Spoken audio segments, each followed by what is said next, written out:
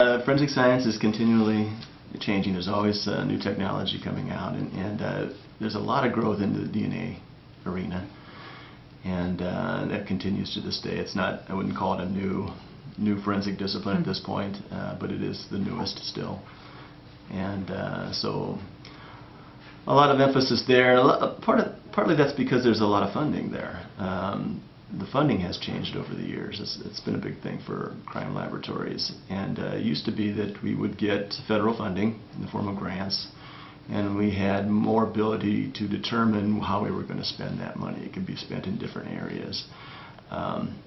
These days, a lot of it is targeted more at DNA backlog reduction. And not that there haven't been advances in the other disciplines as well, but there have been a lot in DNA.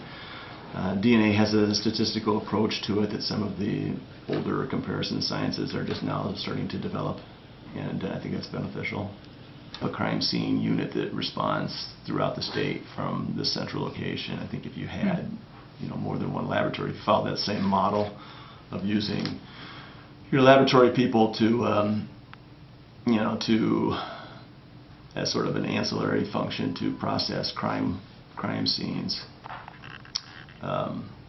That would be beneficial to have additional laboratories, but I think the fact that we have a central location in Ankeny here is a benefit that maybe they don't have in Illinois and Wisconsin, to a large degree Minnesota maybe. They usually involve more than one section of the laboratory.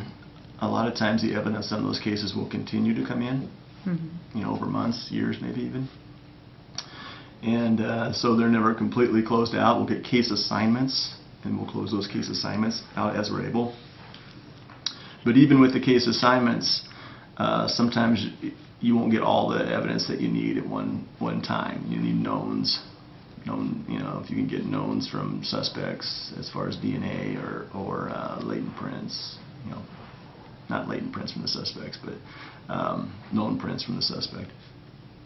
Some of our sections are the high throughput sections, so we get a lot more case assignments. Those would be the drug identification section, the toxicology section. So those go a little more quickly.